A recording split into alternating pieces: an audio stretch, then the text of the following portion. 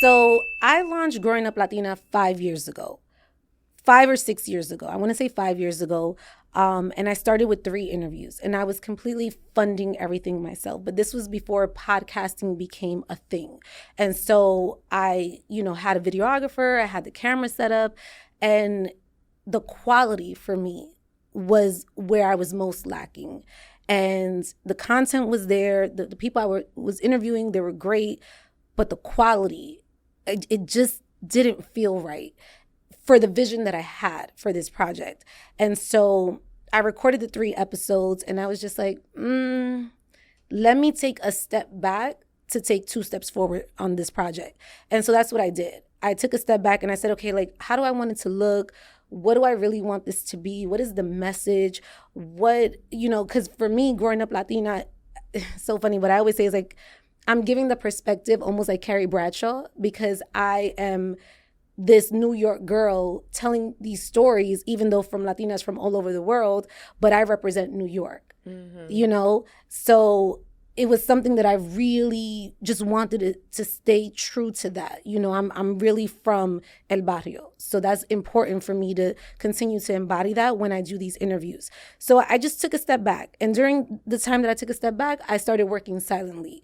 And what did that mean? That meant copyrights, trademarks, that meant scripts, that meant pitching to guests. I was just doing the groundwork silently. And throughout that process, I learned a lot, because trademark, although it sounds cool and easy, sometimes you run into some situations, right? Same thing with copyrights. And then I had these videos up. So it was like, okay, now I need to get an attorney. Had an attorney. There's so many things that I was learning at the time that I was like, ooh, this, I just wanted a podcast. I don't know what all this is. But okay.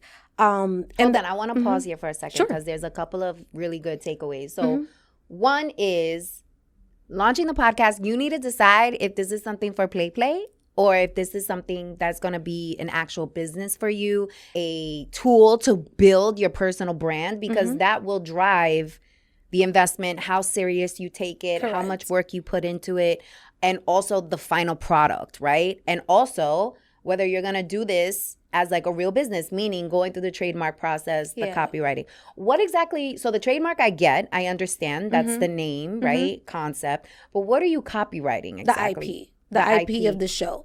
Because when I came out with Growing Up Latina, shortly after, maybe a year later, I also saw a few influencers kind of putting out Growing Up Latina stuff. So I was like, okay. So then when I went to my attorney, I said, hey, what do I do with this? And he was just like, hey, keep those videos up because it's timestamped. We know that you put this out. And then during that time, I was getting the TikTok, the Twitter, the Facebook, which I owned the original, which I was actually shocked. Before me, there was no www.growinguplatina.com. So I owned that. I owned the original TikTok, the original Twitter handle, the Facebook, etc. And so that was very important for me to start there, because if I sell merch and someone has that trademark, then they can say, no, I own this. And then I would have to be called something else. Got it. But that process in obtaining the trademark, that was a grueling process for me. That actually almost took me out, made me cry a few times, because there's so much that, I don't come from a background where my family did this. I have not one person in my family who's in the entertainment industry. And so I really the only way I learned was by throwing myself into that. To give people perspective, how much does that cost? The trademark process, the copywriting, and just a clarity point on the copywriting. You said copywriting the IP. Is that the format of the show, or what exactly is the IP? Yeah, that's the format of the show. That's what you see on my decks. When I send out decks, a lot of people will take those decks, right? They'll take it and they'll make it their own. Okay, this is what she's doing. I'm gonna do it like this and make it better. And so when I say own the IP, no one can replicate my decks. They can try, and we can sue. We never want to go to that level, but no one can replicate the format of the show. My ideas are very well thought out for years to come. Growing Up Latina podcast is just a small part of the Growing Up Latina universe that is being built. Got it. So this is not you know, and I think that's important to know, because oftentimes when you're pursuing this, you don't see the entire staircase. You only see like the first couple steps. I saw what that entire staircase looked like. It was just about me taking the steps to get to that end goal.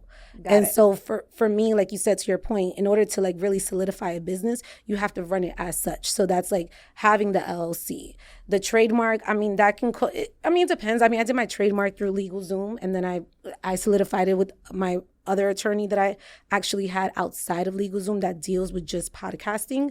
But that can run you about $1,500 depending on how much you're trademarking, right? Because you also got to trademark the merch. You got to trademark, you know, like I said, I have the website. So that's something else that actually needs to be solidified. So it depends like what you're trademarking for. You know, because I can have Growing Up Latina podcast, but then someone can have access to my merch and sell the merch. That's when it becomes tricky. Right. So I secured all trademarks so that I'm able to not only profit on my merch, but like, let's say I wanted to do like a documentary, Growing Up Latina, that's also mine. So again, I'm taking the steps. I see the steps. I'm not at that next level, but I'm securing it. Yeah. So that I can get there. Planning for the future. I love it. Okay, so started the podcast 5 years ago. Yeah. Into it, you decided, okay, the production value isn't it. I need to slow down, work behind the scenes. And then you decided to relaunch. Yes. So talk to us about the sacrifices that you made in order to relaunch. So, I mean, it was a couple things. You know, I was in the middle of planning this huge event. I had just signed a deal with Triller on behalf of Little Kim. So I was planning like Biggie's 50th birthday party. And I was working alongside with the estate and Little Kim. And, you know, my entire team was like, hey, let's put this out Cinco de Mayo. And I was like, no, I have this huge event coming up on May 15th. Like, I'd rather just slow it down. Let's put it out for the start of Hispanic Heritage Month. But during that time, like I said, you know, I was working kind of like on the low. And what that looked like was like saving my money. So I actually did a lot of research to see like, you know, what studios cost, who I would need on the team. And I actually wrote that down like, okay, I need a social media coordinator. I need a brand partnership girl. I need, you know, someone. I mean, luckily I have the connections, so I'm able to get my own guests. And then I've built it up to the fact that guests kind of reach out to me at this point, which is nice. But before that, you know, I was actually pitching out my own guests. I had to get decks done. So like all of that cost. So I had to look at what a season would cost me. And the way I determined that was I watched Wendy Williams and I was like, how many episodes does she have in her season? Because I want to run this as a TV show.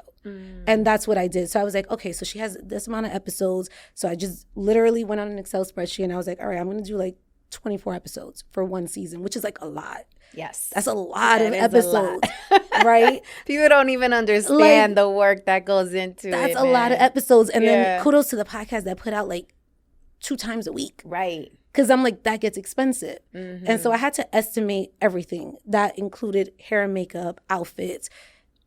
Once I got that number down pat, then I was like, okay, I know what I'm saving for. What was that number? So we were looking at about a $50,000 show. Okay, for just 24 episodes. For just 24 episodes. At the level. Right, at the level you wanted to do it at. The level that I wanted to do it at. So I was like, all right. And this includes, okay, let's talk about this because this is good. This includes production. So actually the producing of it all. You said your hair and makeup. You said wardrobe, social media transportation, liquor, candles that get put on the set. The studio, cost of the studio, the editing. The guests, if you are picking them up from the airport or something like that. Because you have to understand, this was before AI came out. Like now, a lot of these things can get done with AI. You could cut the cost. Right. Before, it wasn't that. Yeah. You know, like I truly had someone on my team that worked overseas that was like cutting up my clips. You know, I had someone reviewing my episodes, even though I review it because I'm a real student. You're the executive producer. Right. Yeah. So I'm like really like critiquing. I'm anal too. My team be like, really, V? And I'm like, yes. Yes, you have to be.